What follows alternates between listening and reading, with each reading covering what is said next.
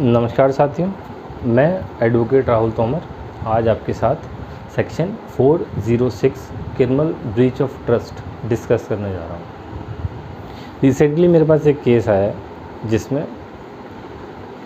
2015 में एक आदमी मेरे क्लाइंट के पास उसका एक फ़्लैट ख़रीदने आता है। एक अप्रोक्सीमेट 75 लाख में उसका सौदा तय हो जाता है उस फ्लैट के लिए। वो लगभग 10 लाख रुपए उसको एडवांस देता है। 90 दिन के लिए एक एग्रीमेंट करता है कि बैलेंस जो अमाउंट है उसके लिए मैं बैंक लोन करा लूँगा या अपने और अरेंजमेंट्स के साथ आता हूँ, वो पेमेंट आपको दूंगा और आपसे इस फ्लैट की रजिस्ट्री करा लूँगा।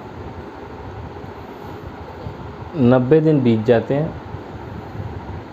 1 साल बीत जाता है, 2 साल बीत जाता है। इस तरह से करते करते 2015 से 2021 आ जाता है, लेकिन वो आदमी वापस लौट के नहीं आता।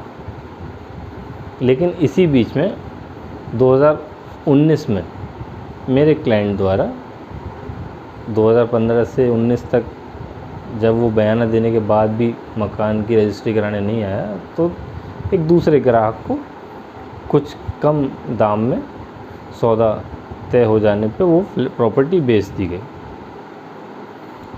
2019 में प्रॉपर्टी बेच दी गई, 2015 में इसने मुझसे सौदा किया। प्रॉपर्टी का सौदा करने के बाद भी 4 साल तक नहीं आया। प्रॉपर्टी सेल हो जाने के बाद भी 2 साल बाद इसको कहीं से इन्फॉर्मेशन लगती है कि वो प्रॉपर्टी मैं सेल कर चुका हूँ, मेरा क्लाइंट। तो ये नज़दीकी पुलिस स्टेशन में जाता है और कहता है कि 2015 में मैंने आपके साथ एक एग्रीमेंट किया था जिसमें मैंने आपको 10 लाख रुपये बयाना दिया था और बैलेंस अमाउंट का अरेंजमेंट करने के लिए 90 दिन का समय लिया था। वो अमाउंट का अरेंजमेंट होने के बाद इस फ्लैट की रजिस्ट्री कराने के लिए हमारा आपका ये एग्रीमेंट था। मेरे क्लाइंट द्वारा कहा गया कि लगभग 6 साल से तुम थे कहाँ, 6 साल से तो तुम आए नहीं। मैंने तुम्हें नोटिस भी सर्व किया था, नोटिस भी तुम्हें मिला है, उस नोटिस का तुम्हारा रिप्लाई भी आया हुआ है कि इन वजह से मैं वो प्रॉपर्टी नहीं खरीद पाया। तो अब अचानक से जब मैंने उसका सेल आउट कर दिया किसी दूसरे को, उसके भी 2 साल बाद तुम कहाँ से आ गए? अब अपने उस 10 लाख रुपए को मांग रहे हो जो कि अब मैं तुम्हें नहीं दूंगा। तो वह आदमी नज़दीकी पुलिस स्टेशन जाता है और कुछ अपनी साठ-गांठ करके सेटिंग करके मेरे क्लाइंट के ख़िलाफ़ एक एफआईआर रजिस्टर्ड करा देता है क्रिमिनल ब्रीच ऑफ ट्रस्ट में 406 आईपीसी में। उस एग्रीमेंट के बेस पे जो 2015 में हुआ था, 2021 में एफआईआर रजिस्टर्ड कराता है। तो अब हम उस एफआईआर की क्वेश्चनिंग के लिए हाई कोर्ट जाते हैं।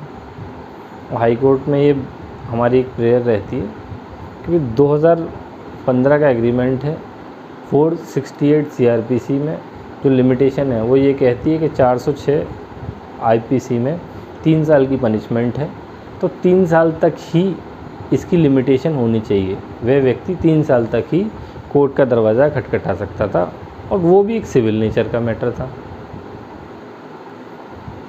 लेकिन ये तो 6 साल बाद आता है और पुलिस से कुछ मैनेज करके मेरे खिलाफ़ एक एफआईआर रजिस्टर्ड करा देता है।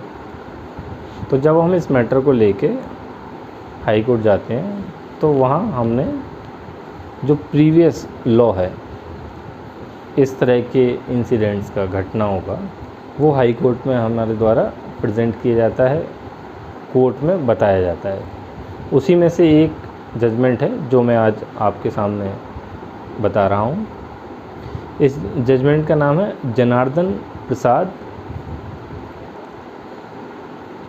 Janardan Upadhyay versus state of Punjab 2007 का ये मैटर है। Punjab and Haryana high court का ये जजमेंट है। इस जजमेंट में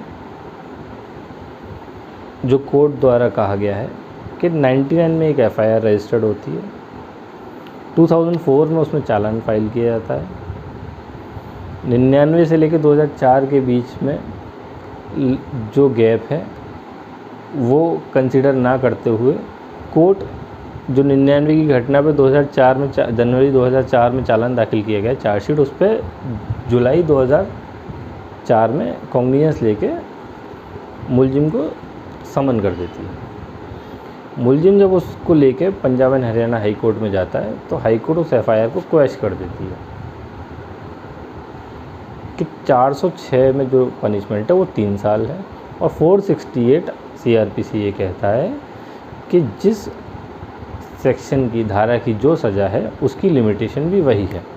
तो सेम प्रेयर हमारे द्वारा भी honourable Allahabad high court Prayagraj में की गई है कि ये घटना 2015 की है, 2021 में एफआईआर रजिस्टर्ड हो रही है, लिमिटेशन बाढ़ है, और पुलिस से सांठ-गांठ करके मेरे खिलाफ़ ये एफआईआर रजिस्टर्ड कराई गई।